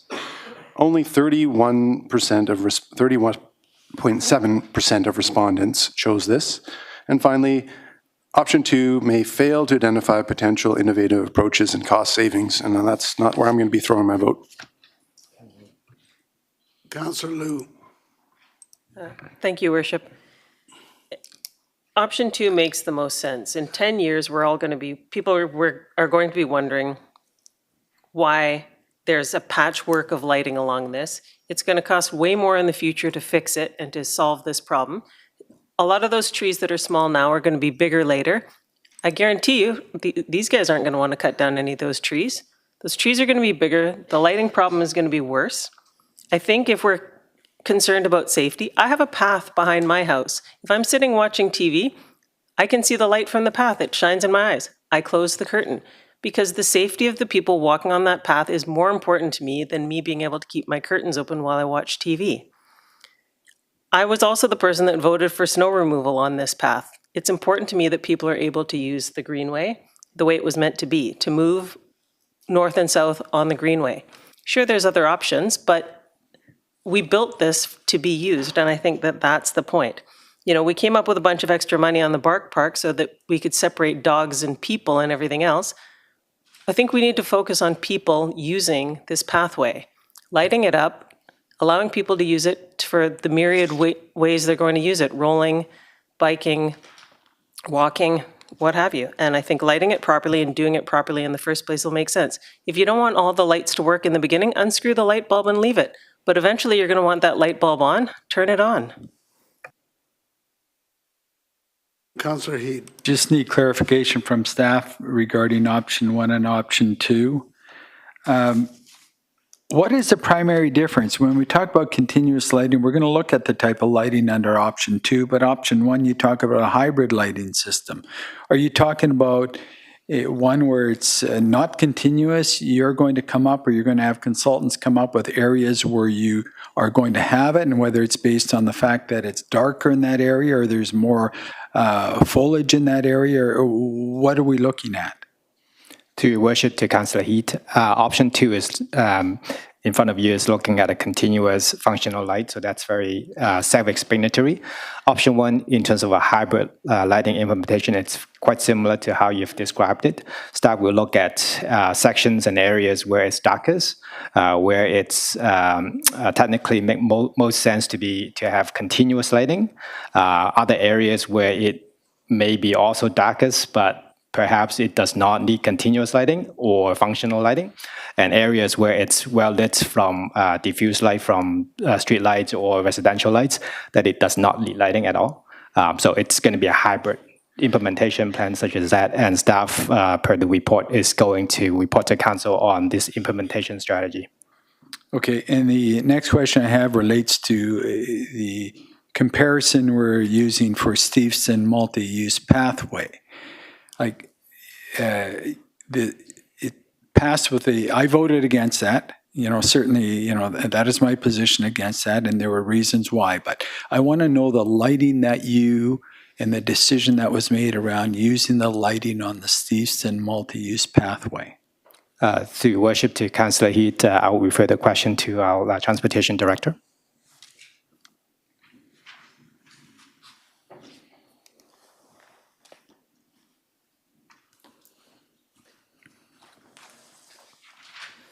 Through your worship to Councillor Heed, the lighting on the Steveston multi-use pathway was chosen based on standards that are developed around bike paths. So, you know, argue whether it's a greenway or a bike path, it's going to be utilized by the same people all the time regardless, okay? So when you have the argument about, you know, nature, okay, whether it's skunks, squirrels, raccoons, coyotes, whatever, would we not have that same issue on that Steveston multi-use pathway? Was that part of the argument or discussion during that time? Because I'm, seeing a real difference here because we've got Steveston multi-use pathway that has a continuous lighting, and now we have the railway, and all of a sudden it's a different approach. Through your worship to Councillor Heed, I can say that for the Steveston multi-use pathway that wildlife was not a primary condition or concern. Thank you. And the other argument I'd just like to put forward is when we talk about the cost, the figure here is 1.5 million on this. We just approved taxpayers' money, although it's TransLink, whatever, $20 million or whatever it's going to be for that Steveston multi-use pathway. And now we're arguing for $1.5 million on lighting for a Greenway that's going to be used in the same fashion. I just don't buy that argument after spending that money on the Steveston multi-use pathway. Thank you, Mayor. Okay, thank you. We're going to call the question on option 2. All those in favor? Those opposed? So that is defeated with Councillors Galanders, Day, Wolf, McNulty, Hobbs opposed. Okay, are you wanting to put option 1 on the table? I'm sorry?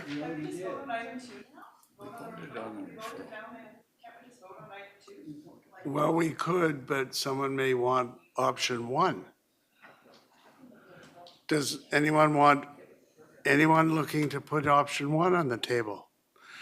No one is. So everything's defeated on number 1. We'll call the question then on the second point, which is basically for staff to keep looking at feasibility, cost implications, et cetera, of different forms of lighting where appropriate. All those in favor? Those opposed? So that is carried. Okay. The next item, Councillor Day, you had your hand up for something? Sorry? Okay, it's all right, she says. All right, the next item, I believe, is the utility budget. And this one, you have to look to the report to get the detail of all this. But what it is for the utility budget presented as option 2 for water, for sewer, for flood protection, for solid waste and recycling, as outlined in the staff report, and the rest of it is as written on the agenda, and I would so move. Second. Moved and seconded. This is the one that reference has already been made to this, where the increases in costs are largely driven by the increases at Metro Vancouver and the various utility rates that they have approved. So in general, I would say that option 2 for each case is kind of a middle of the road, looking at adding to reserves. There's a small amount of personnel where we have to have more attention to the grease traps. There's small increases, but not many. It's basically driven by Metro Vancouver. All right, Councillor Liu. Thank you, Worship. I'll be voting for all of them except for the flood protection utility budget. And while I fully support the things we are planning to spend our money on in the option 2 that's selected, increase in drainage mainline flushing, increase in level sensors, increase in catch basin cleaning, I support all these things. What I don't support is how we're allocating it to the different taxpayers. I think it's done unfairly. I realize staff is going to be looking at it, but for some of the taxpayers, they're going to suffer with it for a full year before it's looked at. Believe me, I appreciate the flood protection utility that we have. We had that huge rain event, and ironically, we were the high ground in the Lower Mainland, and because we didn't really have any serious flooding. So I appreciate the work that we're doing. I think the way the amounts are allocated amongst people. Single-family residences get a $36 increase or 13% increase. But if you're a large non-stratified commercial space, you're going to go up 42% with a $5,000 increase. There's no mitigation yet for anyone who has large impermeable spaces. Like the original concept of this was to hit those bigger pieces, bigger properties that were not permeable, that had huge parking lots, large spaces like that. There are a few properties in Richmond that are extremely permeable, yet they're that size. And because they can't be subdivided because they're in the ALR, they're still considered somehow commercial, but because they have some other activity going on them, and it's unfair. And I think we're overly putting the increase onto those people, and we don't have a function to make it fair yet. So I'm going to vote against just that portion of it. Well, are you looking to make an amendment? The amendment would be for me to sit here and pick out one thing and say large non-stratified ICIs, it shouldn't be an increase of 42%. I don't think that's going to make any sense, and I don't think anyone's going to jump on it right now anyway. So unless I moved it to a referral and came back again in a week with it more fleshed out. But staff's going to come forward with it for next year, but I think it's unfairly hitting some people for this go-round. All right, Councillor Day. Just curious if staff could answer my question. Given what Councillor Liu said, can a large property, because I'm looking at the rate of, if you have 500,000 square meters of non-stratified industrial, commercial, and institutional properties, that's on page 369, your annual fee is the most, it's $30,000. If someone doesn't have any buildings, can they apply for an exemption of type? Through your worship to Councillor Day, currently there's no mechanism to do that. Our intention is to explore that further to better structure the rates moving forward. Is an exemption impossible? Like if someone came to council and said, hey, I've just got bare land, can I get a break? Would there be a way that council could override it in that on a case-by-case basis? Through your worship to Councillor Day, certainly that would be at council's discretion, yes. Yeah, I think that's what we need to look at, because if I've got 500,000 square meters of land and maybe I've got a big temple on it, or maybe I've got a big warehouse on it, or maybe I've got, $1 billion worth of product, $30,000 is not that much. So I'm actually pretty good with that. The other question I have is... Well, just a minute. Before you do that, you say you can, council has this discretion, but later on, later on in the agenda, we're being asked to pass a rates bylaw. Your worship, what I meant was an amendment to the bylaw would be required, but we could do that. If we amend the bylaw. That's correct, yes. Go ahead. My other question is, I don't want to take the rap for this. Can you explain how these costs are brought down from Metro Vancouver to Richmond and what our control is? Through your worship to Councillor Day, so Metro Vancouver provides water and sewer services to Richmond taxpayers, and there's charges that they charge to the city, which we have to then collect from our ratepayers in order to pay Metro Vancouver. For the 2025 utility budgets and rates, the largest chunk of the budget for water and sewer comes from Metro Vancouver. We try to our best at the staff level to advocate for more efficient processes for Metro Vancouver to adopt in order to be more cost efficient and lower their costs. At the end of the day, it is out of our hands. That is the best we can do, but. Because the truth is, we have water meters on every single house, and we're using less water now than we did years ago. So there's not much more we can do in the city of Richmond, is there? Through your worship to Councillor Day, certainly the low-hanging fruit in terms of our efficiencies have been taken. We are making minor tweaks and improvements on a regular operational basis, but the council-supported water conservation program to date has achieved a large chunk of those savings. Well, keep up the good work. Thank you. Councillor McNulty. Yeah, thank. Oh my God, well, Yeah. yeah, thank you very much. I'll be supporting what's here. Just to get things in perspective about Metro Vancouver, Metro Vancouver sets its rates, and we happen to, our water rate, are there different prices for water rates by volume or volume used? For example, if we used 100 million cubic meters instead of 33 million liters, is there a difference of rate? Through your worship to Councillor McNulty, no, there isn't. It's a single water rate. For Metro Vancouver? For Metro Vancouver, yes. Okay. And looking at the water rate, we've increased our population and by significantly, and we actually are using less water. It's because people are being efficient. We have water meters. That's not the same throughout all of Metro Vancouver. So I think when you look at the rate and you can have for a small amount, good, clean water, we've got to consider ourselves blessed. And I know at Metro Vancouver, we're trying to keep the rates down in all areas, but obviously with costs and everything else, it's difficult. It would be absolutely smashing if Your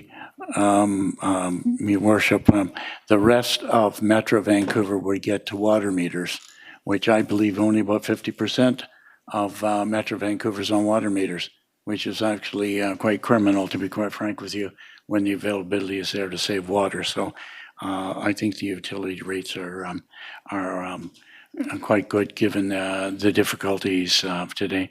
And in terms of the flood protection and what we're doing, I think it's extremely important that we make sure we continue to make sure our diking network is working and our pump stations working and everything else. So I'll be supporting this budget as it is. Thank you. Okay. I'm going to call the question then on the budget. All those in favor? Those opposed? It's carried with Councillor Liu opposed. That brings us to the final item that's off the consent. That's number 25. On number 3 road, I'll go to Councillor McNulty, Chair of the Planning, to introduce it. Thank you, Worship. The application is by L Squared, designed for the rezoning at 80, 80, 81, 120, 40, 60, and 80, and 8200 number 3 road from a small-scale multi-housing zone to town housing. And the recommendation is to be given first, second, and third, and I will move it to put it on the floor. Second. Okay, Your Worship, this is, as we had a delegation earlier, and project for 30 townhouse units and 10 stacked townhouse market rental units. And we have the maps in front of us and all that's looking at it. They've taken 7 lots to get this together. It fits in the Broadmoor planning area and the residential area. So it'll be 40 townhomes. Public consultation, we have it. Those wasn't too many other than I think 4 or 5 that responded to it. But I'd like to ask staff if they could answer the delegation's concerns, various shadowing things that are concerned. And we don't have to worry about land values because anytime you have a positive development in a community, it increases the value of everything around it, not decreases it. So how can we address that? I'm not sure if the gentleman's still here or not, but his concerns. Yes, through your worship to Councillor McNulty, hopefully we got the contact information when he provided information to the clerk. We're happy to follow up with them directly. But to touch on a few of the items that came up, as was mentioned, the arterial road policy does designate the area for townhouse development. That has been in place for some time. The design guidelines in this for this form requires stepping down to 2 stories with an interface with single-family areas as one of the means to ensure an appropriate context. The setback to the east for this particular development is 6 meters versus the 3 meters required, so it's an additional setback in this case. The design will be further reviewed in greater detail at the development permit stage. The applicant also mentioned concern about construction impacts. Prior to building permit issuance, a construction and parking management plan will be required to be approved by staff in order to manage a number of those impacts. There is also a traffic impact assessment done as part of this the review of the application, which was supported by staff. This includes 2 stalls per unit for most units and 6 visitor parking stalls. There's also a range of transportation demand management measures that were in place to also support alternative use of transportation, including a transit pass program for some of the market rental units, enhanced bicycle facilities, and additional bike parking. Okay, so that's very good. Thank you very much. I think that if those kinds of comments can be relayed to him and have a fact sheet for what you just had for anybody else in the neighborhood, just in case there are other concerns that may come from the public there. Your Worship, the application meets all the statutes of the city. In terms of everything from public art to the affordable housing strategies, contributed to market rental to his tree program. It deserves to go to first, second, third rating. Councillor Galanders. Thank you. I have a question of staff, and then I have a couple comments. There are going to be 10 rental units here. Most of the properties that are up for the rezoning are already tenanted.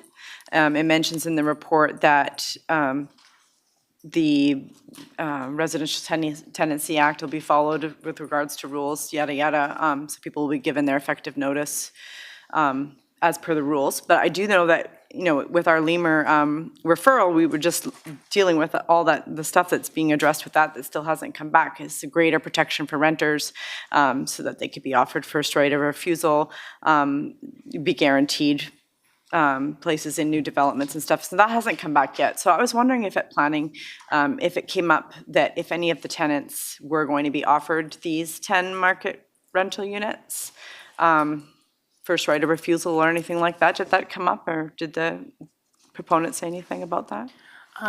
Through your worship to Councillor Galanders, that particular element has not come up in discussion. Staff are happy to bring that back to the applicant and encourage them to consider and connect with the existing tenants. Sure. And the other thing I noticed about this development was when 8200 number 3 road is quite an interesting property, and it's a third of an acre. It's got 2 dwellings on it, and so one is a 1930s heritage house, not on the registry.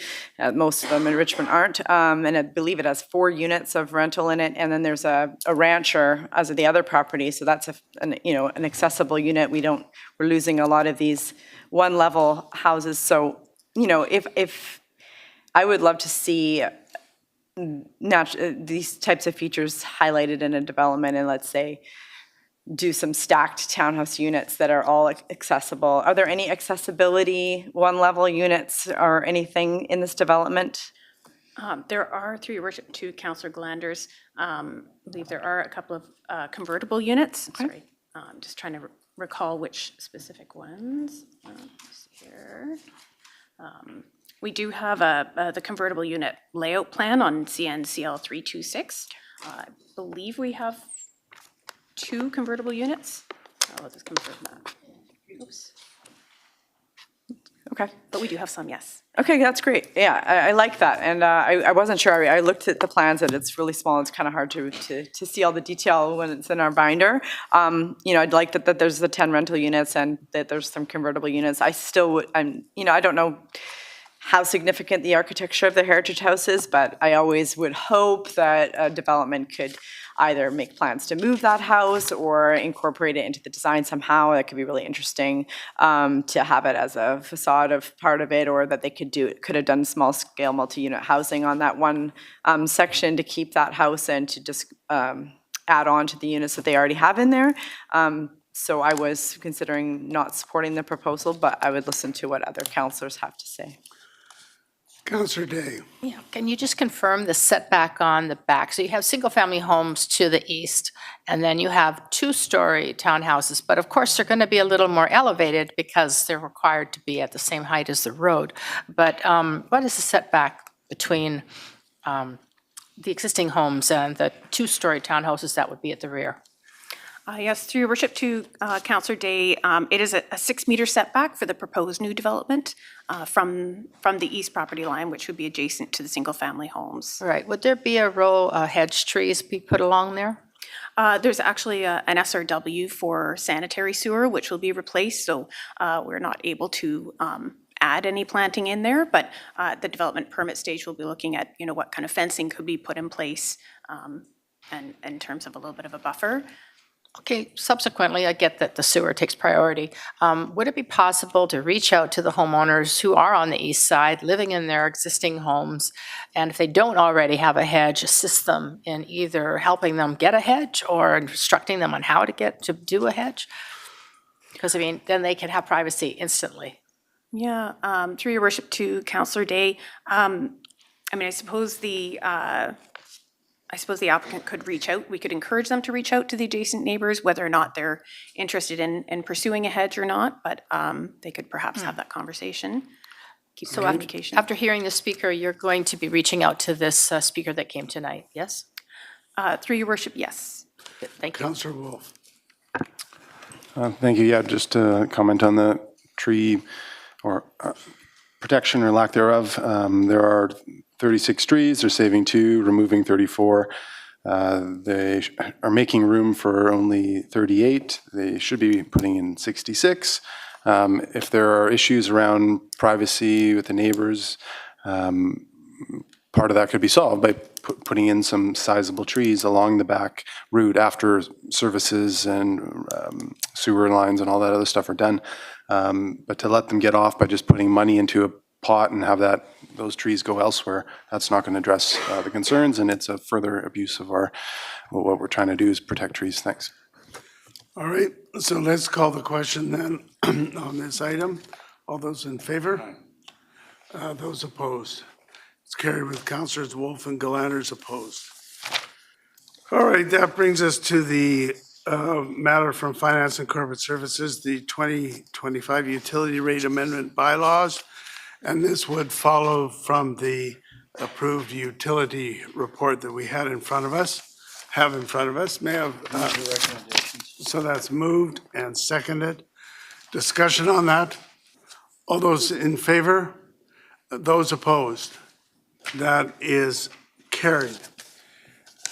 Brings us to the announcements. We're going to start off the announcements tonight with some really sad news that people probably have heard over the media. We are mourning the death of John Horgan, who was for a number of years the Premier of the province of British Columbia. He passed away at the age of 65 following a long and public battle with cancer. John Horgan was a popular leader whose impact as Premier will be felt for years to come, and we extend our deepest sympathies to his wife and son.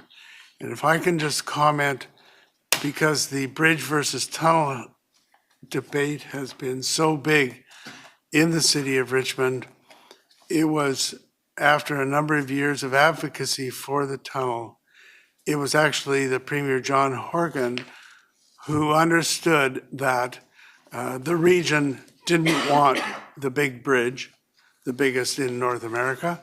And in fact, we wanted a tunnel, and so we've been working on that part of that aspect for a number of years.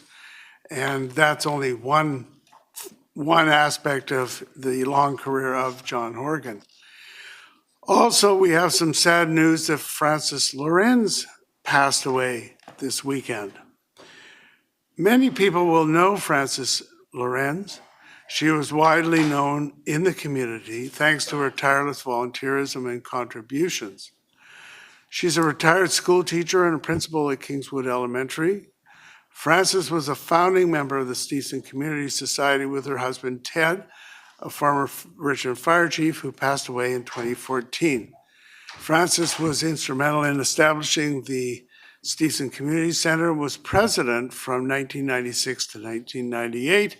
So on behalf of council and the city, we extend our condolences to her grandchildren, to her children, to her extended family, and of course, to all her friends. So I'll just mention about Frances Lorenz. We often hear the story about the handful of Steveston residents who actually mortgaged their home to build the original Steveston Community Center. And the Lorenz family was one of those. So Frances Lorenz was truly a pioneer and made a tremendous impact in Steveston, as did her husband, Ted, and of course, her family. So following from there, we have the GIS Open House. That's November 14th on Thursday. Geographic Information Systems, or GIS technology, is a valuable tool that helps cities plan by capturing data and information on a geographical area. People can learn more about the system and its impact in an open house here at City Hall this coming Thursday from 1 o'clock to 4 o'clock. So if you want to know more about that, go for details to the city website. Then the Emergency Preparedness Seminar. This is hosted by the city's emergency services team, and it's an information seminar to help residents prepare for a disaster or major event. The free seminar will take place on Saturday, November 16th from 2 o'clock to 4 o'clock in the afternoon at the City Center Community Center. Presented in English with interpretation into Cantonese, it's open to all Richmond residents. So if you want to register for that session, go to richmond.ca/emergency. Then we have winter registration. Registration for a range of popular winter programs begins on Tuesday, November 19th. Winter programs are reviewable online using the new program activity search tool that now enables customized searches. So again, if you want more information, go to the richmond.ca/register. And the final matter was actually mentioned by our staff member when we were talking about temporary winter shelters, because with winter approaching, the city has opened a temporary winter shelter at the South Arm Outdoor Pool for Richmond residents sheltering outdoors. This is funded by BC Housing, operated by the Progressive Housing Society. The South Arm Shelter is now open from 7:30 in the evening to 7 o'clock in the morning, 7 days a week.